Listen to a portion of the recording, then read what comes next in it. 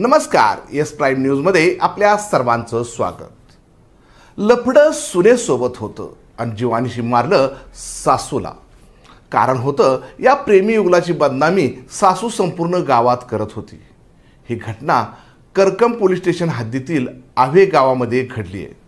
सुनेच्या प्रियकराने 65 वर्षीय महिलेचा खून करून तिचा मृतदेह उसाच्या सरीत पुरल्याची घटना नुकतीच करकम पोलिसांनी उघडकीस आणली आहे।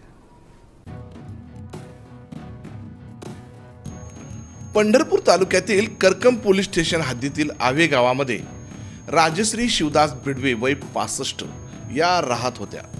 तिथे जवळ त्यांची सावत्र सून देखील राहायची। याच सावत्र सुनेचे अनैतिक संबंध गावातील दादासो उर्फ दाद्या तात्याराम शिंदे वय 32 याच्या सोबत होते। सावत्र सुनेच्या या प्रेम प्रकरणाची चर्चा नेहमीच राजश्री बिडवे या गावातील महिलांसोबत करायच्या। त्यामुळे या दोघांच्या प्रेम प्रकरणाची चर्चा अख्ख्या गावभर झाली होती। त्यामुळे सावत्र सुनेला गावात तोंड दाखवणे कठीण झाले होते। त्यामुळे सासूचा काटा काढण्यासाठी सुनेने आणि तिचा प्रियकर दाद्या शिंदे यांनी फिल्डिंग लावली।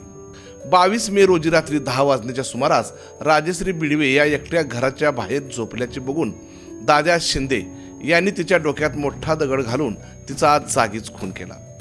पुरावा नष्ट करण्याच्या हेतूने तिचा मृतदेह त्यांनी झोपलेल्या गादीमध्ये गुंडाळून सत्यवान कारंडे यांच्या शेतातील उसामध्ये नेऊन ठेवला।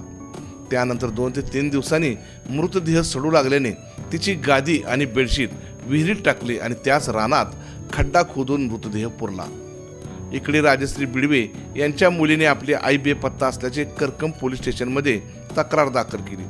4थ्या दिवशी राजश्री बिडवे यांची गादी बेडशीट पाण्यावर तरंगत असताना आढळून आली।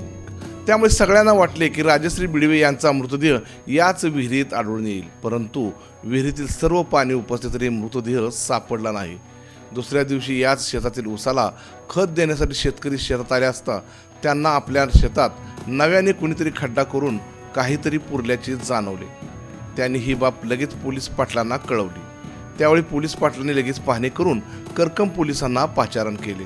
तेव्हा करकम पोलिसांनी लगेच तहसीलदार यांच्या समक्ष हा खड्डा खोदून पाहिला असता राजश्री बिडवे यांचा मृतदेह असल्याचे उघड झाले।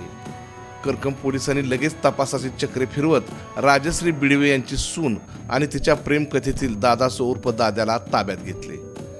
त्यावेळी लगेच पोपटासारखी जुडी बोलू लागली आणि दादासो शिंदे यांनी संपूर्ण घटनेचा घटनाक्रम सांगून ही हत्या आपण केवळ आणि आपल्या केवळ अनैतिक संबंधाची चर्चा गावामध्ये करत असताना तिचा खून केल्याची कबूल केली।